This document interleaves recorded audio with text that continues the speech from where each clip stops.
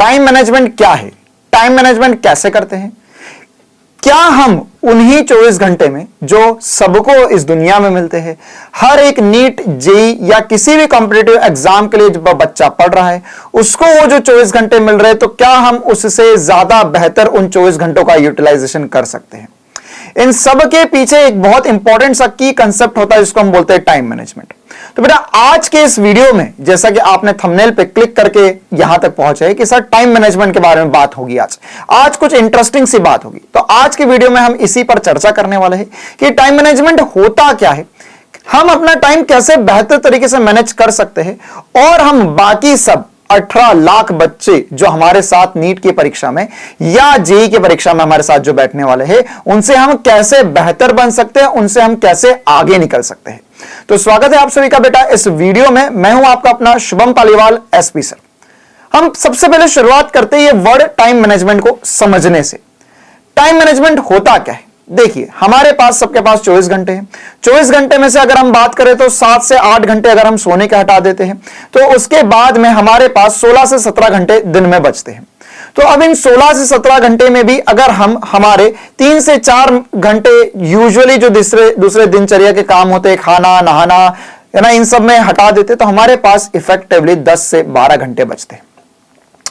अब इस 10 से 12 घंटे में हम ऐसा क्या करें कि हमारी जो पढ़ाई है वो दूसरों से ज्यादा बेहतर हो जाए। तो इसी पे हमें चर्चा करनी है, मतलब हम इन 10 से 12 घंटे को कैसे मैनेज करें। तो काफी बार बच्चों के मन में सवाल उठता है कि सर हम क्या टाइम टेबल वगैरह बना के इसे मैनेज कर सकते हैं, या सर हम कुछ ऐसा देखें, बार बार वीडियोस देखें कि हम कैसे मोटिवेट रह सकते हैं, कैसे टाइम को मैनेज करना है। तो क्या सर उन सब से इसका सॉल्यूशन हो सकता है? नहीं। देखिए सबसे पहले तो हमें यह समझना होगा कि हम अपना टाइम वेस्ट कहां कर रहे हैं। अगर आपको समस्या पता है, मान के चलो आप आने वाले समय में अगर एक बढ़िया डॉक्टर बनते हैं या एक बढ़िया इंजीनियर बनते हैं, तो अगर आपको समस्या पता है तो आप उसका समाधान कर पाओगे। आपको यह पता है कि रोग क्या है तो आप उसकी दवा दे पाओगे। तो वही वाली बात है बेटा इस टाइम को लेकर भी। टाइम एक तरीके से देखा जाए तो ये मुफ्त में मिलने वाली हमारे लिए एक चीज है जिसको संभाल पाना सबसे ज्यादा इंपॉर्टेंट होता है हमारे जीवन में। यह जरूरी नहीं हम केवल नीट और जेईई की बात नहीं कर रहे हैं, हम क्या क्लास 11 12 की बात नहीं कर रहे हैं। मैं आपको आने वाली पूरी जिंदगी के बारे में यह बताना चाहता हूं कि अगर आपको अपनी लाइफ में बहुत बेहतर करना है तो आपको टाइम मैनेजमेंट स्किल या टाइम को मैनेज करते आना चाहिए। तो सबसे पहला की पॉइंट, आप अपना टाइम वेस्ट कहां कर रहे हैं यह आपको पता होना चाहिए। दूसरी इंपॉर्टेंट बात कि आप अपने दिन में जो जो कार्य करते हैं उन सब कार्य में कितना टाइम लगना चाहिए और क्या आप उसमें कुछ ज्यादा समय दे रहे हैं।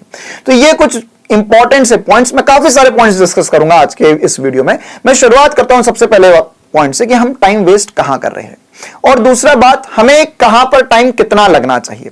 तो जैसे फॉर एग्जाम्पल मान के चलो कि हम उठते हैं सुबह उठने के बाद में हमें पता है कि हमें पढ़ने बैठना है, लेकिन वो हम अपना इनर्शिया, वो जड़त्व को पार करने में काफी ज्यादा समय लगा देते हैं। हम उठ रहे हैं सुबह 7 बजे, हम पढ़ने बैठते 8:30 9 बजे तक, मतलब स्टार्टिंग के दिन का हमने 2 घंटे खराब कर दिए। तो ये जो 2 घंटे है ये हमें पूरे दिन याद आते हैं। हमारी स्टार्ट जो थी दिन की वो एक किक ऑफ स्टार्ट, या जैसे हम एक मान के चलो एक इंटरनेशनल मैच देख रहे हैं और हमने पहली बॉल देखी और पहली बॉल पे वीरेंद्र सहवाग ने चौका या छक्का लगा दिया, तो पहली बॉल से ही जो बॉलर है उसके ऊपर प्रेशर बिल्डअप हो गया कि यार ये बहुत खतरनाक खिलाड़ी है। लेकिन अगर पहली ही गेंद पर अगर कोई बैट्समैन बोल्ड हो जाता है तो फिर वहां से इनिंग को बिल्डअप करना या बड़ा स्कोर करना थोड़ा कठिन हो जाता है। तो वही वाली बात बेटा हमारे साथ भी है। आप अपने जीवन में जो सबसे पहला घंटा उससे कभी वेस्ट ना जाने दो। सुबह उठो, सुबह उठने के बाद में आप अपना डेली का जो भी छोटा मोटा कार्य होता है, आपको ब्रेकफास्ट वगैरह करना है वो सब कर सकते हो। साथ ही साथ अगर आपको लगता है कि सुबह उठकर थोड़ा सा घूमना चाहिए हमें, तो आप बिल्कुल बकायदा थोड़ा सा घूमकर आ सकते हो 5-10 मिनट, और उसके बाद में आप पढ़ने बैठो। आप लोग कम से कम 1.5 से 2 घंटे की एक बढ़िया वाली सिटिंग, जिसमें आप कुछ इंपॉर्टेंट इफेक्टिव क्वेश्चंस लगाओ या कुछ इफेक्टिव पढ़ाई करो। अगर आपका दिन सही शुरू होता है तो आपका जो टाइम वेस्ट हो रहा था वो नहीं होता है, तो आपका टाइम मैनेजमेंट अपने आप इंप्रूव होगा। अगली इंपॉर्टेंट सी बात कि ये जो हम दिन में सुबह उठकर पढ़ेंगे वो कहां से आएगा सर? वो सब कुछ बेटा आपको मैं पिछले कई वीडियोस में बोल चुका हूं ये बात कि आपको ये करना होगा कि आप अपना दिन अगला जो उगेगा या सूर्य उदय होगा उससे पहले आपको रात को पता होना चाहिए, आपके पास लिखा हुआ होना चाहिए रिटन डाउन कि आपको कल के दिन में क्या क्या करना है। आप हर छोटी से छोटी बात, हर बड़ी से बड़ी बात लिख सकते हो। जैसे जरूरी नहीं है यार आप पढ़ाई का ही लिखो, आपको अगर कल किसी से मिलने जाना है, कहीं घूमने जाना है, कुछ काम करना है घर का, तो वो भी आप मेंशन करो उसके अंदर कि कल मुझे ये करना है, तो वो याद भी रहेगा करने में। और उसके अलावा आपको यह भी पता रहेगा कि आपने ये कार्य कर दिए हैं और उसके बाद में आपको जो बचे हुए कार्य है उनको बचे हुए समय में बहुत बढ़िया तरीके से करना है। तो इससे आपका टाइम मैनेजमेंट इंप्रूव होगा। अगली इंपॉर्टेंट बात, और जो बहुत बहुत ज्यादा इंपॉर्टेंट बात है, उसके ऊपर हम आते हैं टाइम मैनेजमेंट में। टाइम मैनेजमेंट जो अगला इंपॉर्टेंट पॉइंट है कि सर मैं पढ़ रहा हूं, मैं सिटिंग दे रहा हूं 2 से 2.5 घंटे की, मैं लगातार पढ़ता रहता हूं, लेकिन मैं क्या उतना इफेक्टिव पढ़ पा रहा हूं? क्या मैं जो चीज में 2 घंटे लगने चाहिए थे वो 2 घंटे में खत्म हो पा रही है, या उसके लिए मुझे 4 घंटे देने पड़ रहे हैं? अब ये कब होता है? ये तब होता है जब हम पढ़ते वक्त इधर उधर की बातें सोचते हैं। हम सोच रहे हैं बहुत सारी बातें कि हमारा सर नीट में सिलेक्शन, जेईई में सिलेक्शन होगा तो क्या होगा, नहीं होगा तो क्या होगा, हो जाता है तो क्या होगा, नहीं होने पर क्या दूसरे ऑप्शन रहेंगे मेरी जिंदगी में, क्या मुझसे अगर ये नहीं बना तो मैं और क्या कर पाऊंगा, या इसके अलावा भांति भांति की चीजें हमारे दिमाग में चलती रहती है। कल मैं अपने दोस्त से मिला था, उसने ऐसे कैसे मुझे बोल दिया, अगली बार अगर उसने मुझे ऐसा बोला तो मैं उसका ये जवाब दूंगा, वो जवाब हम हमारे दिमाग में सोच रहे हैं। ये सब कुछ अनकॉन्शियस माइंड में अपने आप चलता जा रहा है। आप कोशिश कर रहे स्टडी पे फोकस करने की, लेकिन वो सारी बातें चल रही है। कल घर में कुछ बात हो गई थी, कल मम्मी ने डांट दिया, कल पापा ने डांट दिया, या मम्मी पापा में आपस में कुछ बात हो गई, तो उस चीज को हम लेकर सोच रहे हैं, हम पढ़ते वक्त भी उस चीज को सोच रहे हैं, तो आपका फोकस, आपका कंसंट्रेशन बिगड़ेगा और इससे आप इतने इफेक्टिवली जो पढ़ना चाहिए था या जो आउटपुट मिलना चाहिए था वो नहीं मिल पाएगा। तो ये सबसे बड़ी प्रॉब्लम है इफेक्टिव टाइम मैनेजमेंट में। मतलब हम कर रहे हैं कुछ और सोच रहे हैं और कुछ, या प्रेजेंस ऑफ माइंड वाली बात भी हम इसे बोल सकते हैं। तो इसको हम कैसे बेहतर बनाएं, इसके लिए एक बहुत बहुत रामबाण इलाज बताने वाला हूं, है ना। एक बहुत इंपॉर्टेंट सी बात मैं आप लोगों को बताने वाला हूं कि अगर मान के चलो आप कभी भी कुछ भी पढ़ रहे हैं या कुछ भी जीवन में कर रहे हो, तो यार ये ऐसा नहीं है, हमारे दिमाग को हम कंट्रोल कर सकते हैं यार। और ये ऐसा नहीं कि हम जब पढ़ते हैं तभी ये होता है। हम खाना खा रहे हैं, हम खाना खाते वक्त हम सोच रहे हैं यार मैंने वो पढ़ा था, इसके बाद में मुझे ये सब करना है। हम टीवी देख रहे हैं या कुछ दूसरा कार्य कर रहे हैं, तो उसके बाद में भी हम सोच रहे हैं, दूसरी ही चीज सोच रहे हैं। तो ये क्या केवल तुम्हारे साथ हो रहा है? नहीं, ये सबके साथ हो रहा है। तो इसी को काबू करना है। तो इसको काबू करने के लिए बस आपको एक प्रश्न, एक सवाल अपने दिमाग से पूछना है, क्या कि ये मैं क्यों सोच रहा हूं, क्या इसे सोचने की मुझे आवश्यकता है? अभी जैसा मैं पढ़ रहा हूं, मैं पढ़ते पढ़ते मेरे मन में ख्याल आ रहा है कि यार मेरा जी का एग्जाम नहीं निकल रहा है, या मेरे को मेरे दोस्त ने कुछ बोल दिया था, तो अगली दिन मैं उससे जाकर मिलूंगा तो मैं उसको ये रिप्लाई दूंगा। तो क्या वास्तविकता में उस चीज की आवश्यकता है? अगर आप ये वाई, क्यों अपने दिमाग में पूछोगे तो तुरंत जवाब मिल जाएगा कि यार ये फालतू की बात है, ऐसे कुछ नहीं सोचना है तुम्हें, है ना। मैं पढ़ रहा हूं, मेरे दिमाग में आ रहा है कि अरे यार आज सुबह मम्मी ने मेरे को डांट दिया है, तो मेरे को मम्मी को ऐसा बोलना है, ये मेरी वजह से नहीं हुआ था, ये मेरे छोटे भाई की वजह से हुआ है, या मेरे बड़े भाई ने ऐसा कर दिया था। तुरंत अपने दिमाग को रोको, उसे ठंडा करो, बोल रुक जा भाई, कहां जा रहा है, क्या सोच रहा है। उसे बोलो कि क्या ये तुझे सोचना है अभी, तो तुरंत दिमाग इंटेलिजेंट है भैया, है ना, वो तुरंत मना बोल देगा कि नहीं नहीं ये तो सोचना ही नहीं था। तो क्यों सोच रहे हो उस चीज को? ठीक है। तो सबसे इंपॉर्टेंट सी बात कि आपको टाइम मैनेजमेंट में जब आप इफेक्टिवली पढ़ रहे हो उसे इंप्रूव करना होगा, और कैसे इंप्रूव करना है इसका भी मैंने आपको इलाज बताया।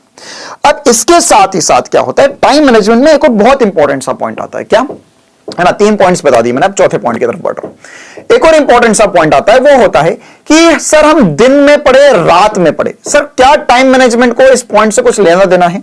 बिल्कुल, दिन में पढ़े या रात में पढ़े। तो कुछ बच्चे बोलते हैं सर हम तो रात में बेहतर तरीके से पढ़ पाते हैं, शांति होती है तो रात भर हम पढ़ते हैं, हम दिन भर सोते हैं, है ना। सर हम उल्लू प्रजाति के हो चुके हैं तो हम रात को ज्यादा बेहतर पढ़ पाते हैं, और दिन में सर हम इतना अच्छा नहीं पढ़ पाते। लेकिन अगर मैं इफेक्टिव टाइम मैनेजमेंट की बात करूं तो उसको एक बार हम थोड़ा सा समझते हैं, टाइम मैनेजमेंट का कंसेप्ट इसमें। पर्सनली अगर आप मेरी बात माने तो आपको रात को लेट नहीं पढ़ना चाहिए। आप अगर ह्यूमन कि यार हम हमारी बॉडी की साइकोलॉजी की बात करें या हमारी बायोलॉजिकल क्लॉक जैसे बनी हुई है कि हमें रात में रेस्ट की जरूरत होती है। हमें अगर इफेक्टिव टाइम मैनेजमेंट करना है, हमारा दिन बेहतर बिताना है, तो उसके लिए हमें 6 से 7 घंटे मिनिमम सोना ही चाहिए। ना तो इससे बहुत ज्यादा 10-11 घंटे, ना तो इससे कम कि सर हम 4 घंटे सो सकते हैं, हम इसमें और ज्यादा टाइम निकाल सकते हैं पढ़ाई के लिए। बेटा वो 1 दिन कर पाओगे, 2 दिन कर पाओगे, तीसरे दिन अपने आप तुम डाउन हो जाओगे और अपने आप तुम्हारा फ्लो टूट जाएगा। तो सोना बराबरी से है, ठीक है। अब सर हम तो रात को पढ़ते हैं तो इसका क्या करें? देखो बेटा, रात को पढ़ते तो क्या होता है, यूजुअली मान के चलो आपने 9-10 बजे तक या 8-9 बजे तक खाना वाना खाया, डिनर करा, अब आपने सोचा कि यार मैं पढ़ने बैठता हूं। आप पढ़ोगे, बिल्कुल बढ़िया पढ़ोगे, 12 बजे तक पढ़ोगे, 1 बजे तक पढ़ोगे, 2 बजे तक पढ़ोगे। फिर 1 से 2 के बीच में आपने जो खाना खाया था 8-9 बजे तक, वो आपका डाइजेस्ट हो चुका होता। अब आपके पेट में फिर से चूहे कूदने लगते हैं। आप सोचोगे कि यार अब मैं और कुछ खा लेता हूं। अब आप किचन में जाओगे, अपने घर में कुछ खाने का सामान वगैरह ढूंढोगे, आप सोचोगे कि नहीं मैं तो बना सकता हूं, तो मैं चाय बना लेता हूं, मैं मैगी बना लेती हूं या मैगी बना लेता हूं या कुछ स्नैक्स वगैरह ले लेते हैं।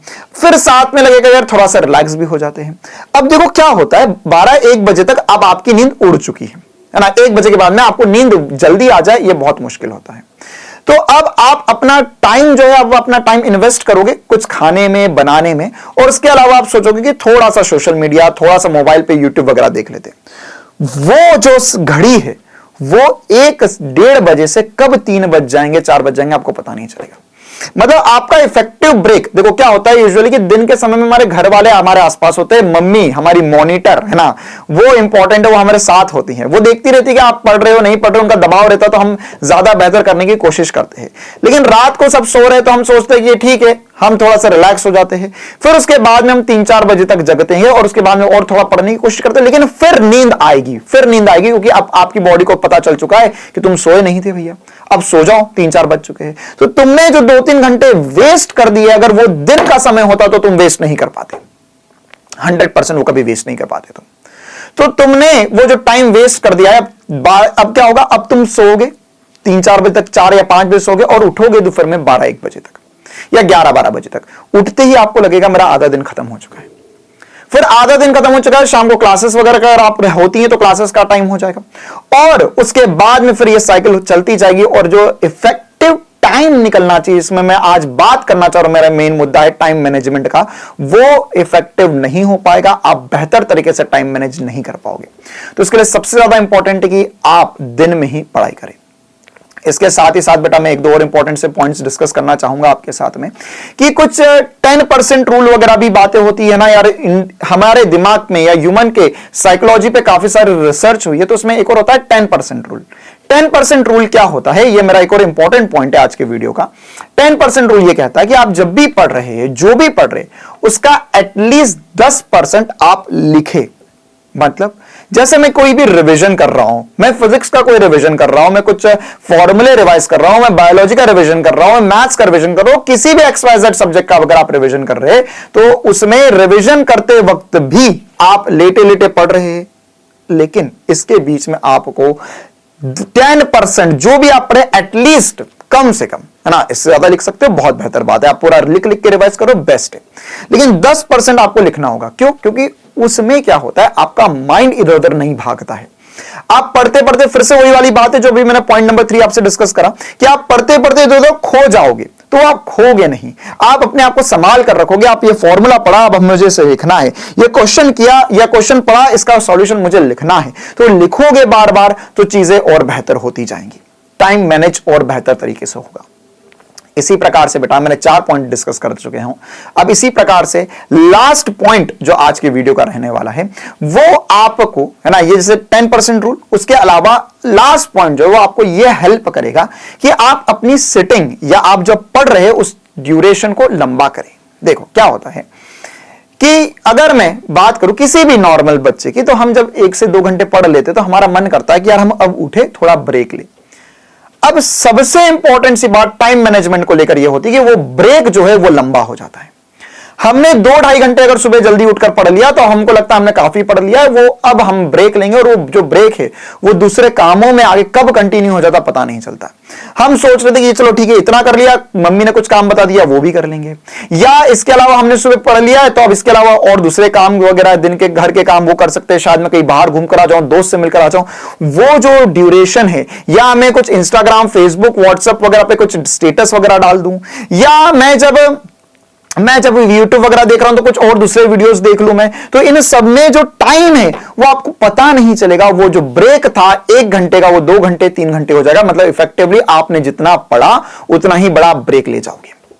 तो सर इसका क्या समाधान है ना? हर एक समस्या जो है मुझे पता है यार आपके दिल से जुड़ी हुई समस्या, अगर ये आपको लगता है तो यार अभी अभी अभी वीडियो पॉज करो और नीचे जाके कमेंट करो कि हां सर ये जो सारे पॉइंट्स आपने बताए ये इफेक्टिवली वो पॉइंट्स है जो मेरे साथ रोज होते हैं और मैं इन्हें कैसे सॉर्ट आउट करूं ये समझ नहीं पा रहा हूं, है ना यार। जब तक कबूल नहीं करोगे कि हमने कबूल करा कि नहीं यार मेरे से गलती होती है, मैं करता हूं ये चीज, ये मेरे अंदर गलत चीज है, तो उसे आप फिर बेहतर बना पाओगे, है ना। अगर आप जब तक ये नहीं मानोगे कि यार मुझे ये नहीं आता या मुझसे नहीं बनती ये चीज, तो उसे सीखोगे कैसे?